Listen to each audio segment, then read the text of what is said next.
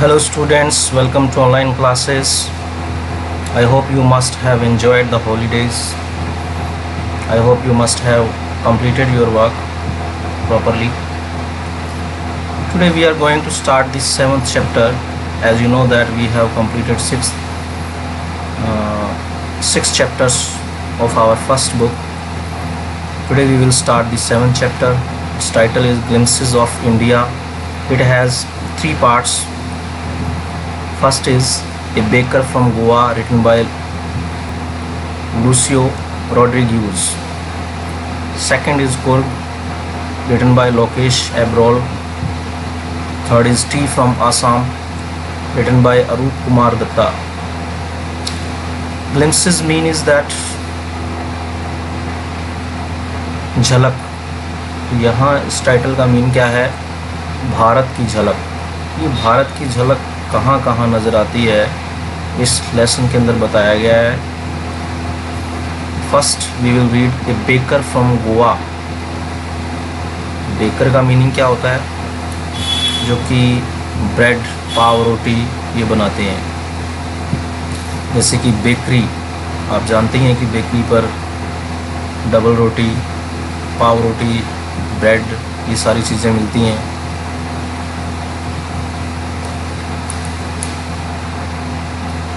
Before you read, what images of people and of places come to your mind?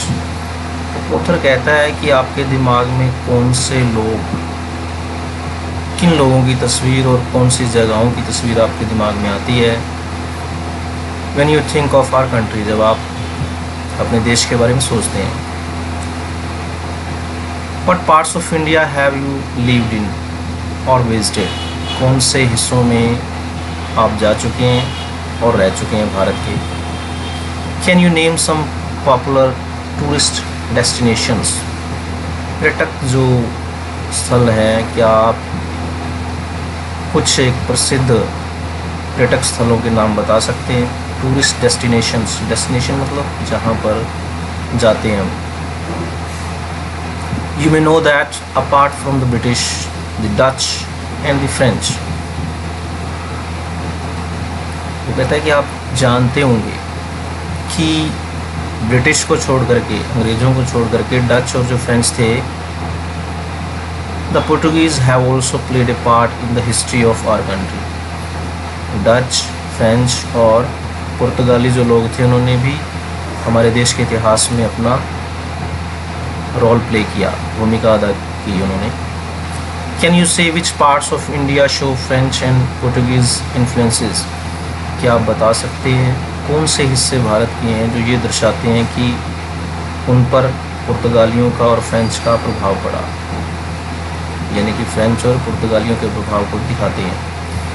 Can you say which parts of India grow tea, coffee? क्या आप बता सकते हैं कौन सा भारत का हिस्सा जो है चाय का उत्पाद करता है, यानी कि चाय उगाता है, और कॉफ़ी की प्लांटेशन करता है. A baker from Goa. This is a pen portrait of a traditional Goa village baker who still has an important place in his society. ये जो टाइटल है ये हमें पेन पोर्ट्रेट में चरित्र चित्रण, परंपरागत जो गोवा के विलेज बेकर थे उनके बारे में उनका चरित्र चित्रण करता है, और उनका महत्व अभी भी है इन्हीं सोसाइटी, उनके समाज में.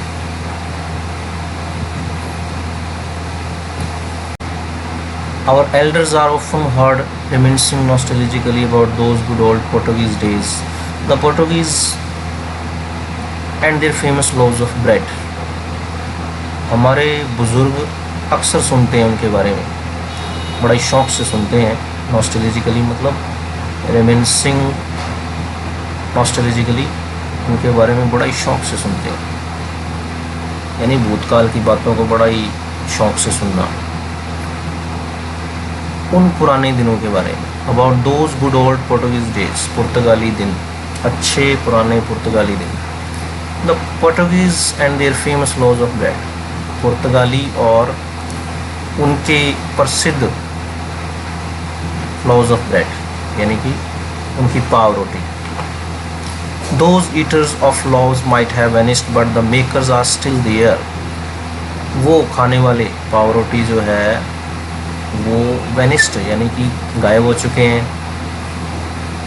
गायब हो चुके होंगे, but the makers are still there, लेकिन बनाने वाले अभी भी वहाँ हैं। मतलब यहाँ पे पीढ़ी दर पीढ़ी जो आगे वो प्रोफेशन चलता गया। We still have amongst us the mixtures, the molders and those who bake the loaves. हमारे बीच आज भी वो कहता है कि मिक्सचर्स यानी कि पाव रोटी में जो भी चीज़ें डाली जाती थी उसको मिक्स करने वाला भी आज है, मोल्डर्स यानी कि उसको सांचे में डालने वाला भी है, and those who bake the loaves, और जो पाव रोटी को बेक मतलब सेकते थे, बनाते थे। Those age old time tested furnaces still exist. Author क्या कहता है, कहते हैं कि वो एक युग पुरानी टाइम टेस्टेड मतलब समय की कसौटी पर खरा उतरने वाली जो फर्नेसेस थी, भट्टियाँ थी, वो आज भी मौजूद हैं। एग्जिस्ट मतलब मौजूद होना। The fire in the furnaces has not yet been extinguished. उन भट्टियों के अंदर, फर्नेसेस मीन भट्टियाँ, उन भट्टियों के अंदर आग अभी भी बुझी नहीं है। द थर्ड and jingle of the traditional bakers bamboo. थर्ड मतलब आवाज़ नीचे मारते थे वो, जिंगल यानी कि एक sound, musical sound. The traditional bakers bamboo, उनकी बांस की जो एक बैम्बो मतलब बांस होता था उनके पास में, उनकी आवाज़। Heralding his arrival in the morning, announcing बताते हुए कि हम आ रहे हैं सुबह सुबह। हिज अराइवल यानी कि उनके आने का, यानी सुबह सुबह वो निकलते थे और उनके पास एक बांस होती थी, वो नीचे मारते थे, उसकी जिंगल एक यानी म्यूजिकल साउंड क्रिएट करते थे और बताते थे कि हम आ रहे हैं। Can still be heard in some places, अभी भी ऑथर कहता है कि सुनी जा सकती है कुछ स्थानों पर उनकी आवाज़। पहले भी होता था पास्ट में, लेकिन अब भी है। Maybe the father is not alive but the son still carries on the family profession. Author कहता है कि हो सकता है उसके पिता जिंदा ना हो, लेकिन उसका बेटा जो है अपने फैमिली प्रोफेशन को आगे बढ़ाता है। These bakers are even today known as pader इन गोवा। गोवा के अंदर इन बेकर्स को पैडर के रूप में जाना जाता है, इनको पैडर कहा जाता है। During our childhood in Goa the baker used to be our friend, companion and guide. Author क्या कहता है, गोवा में वो कहता है हमारे बचपन के दिनों में बेकर हमारा दोस्त हुआ करता था, कैम्पेनियन साथी हुआ करता था और मार्गदर्शक हुआ करता था। He used to come at least twice a day, वो दिन में 2 बार आया करता था, कम से कम वो कहता है 2 बार आया करता था। Once when he set out in the morning on his selling round, एक बार तो जब वो सुबह निकलता है अपने बेचने के टाइम पर, सेलिंग राउंड मतलब जो उसका राउंड होता था बेचने का, तब जाता था वो।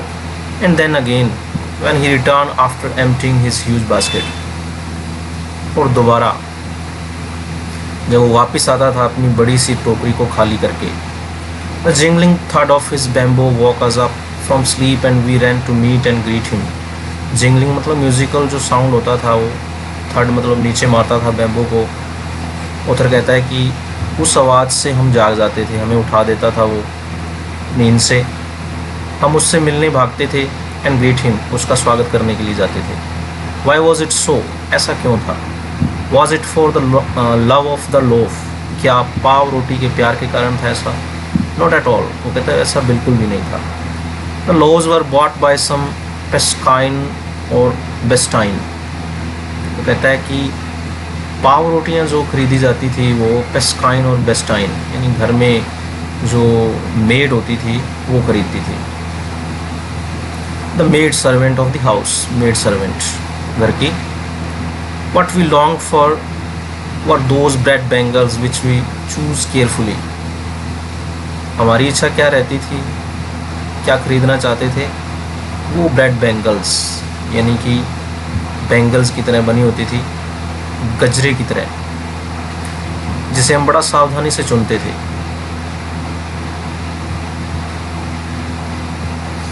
Sometimes it was sweet bread of special make, कई बार तो ये बड़ा ही मीठी ब्रेड होती थी, स्पेशल बड़ा ही अच्छे तरीके से बनाई गई होती थी। स्पेशल मेक मतलब विशेष रूप से बनाई जाती थी। Okay students, the rest we will read tomorrow. Thanks and have a good day.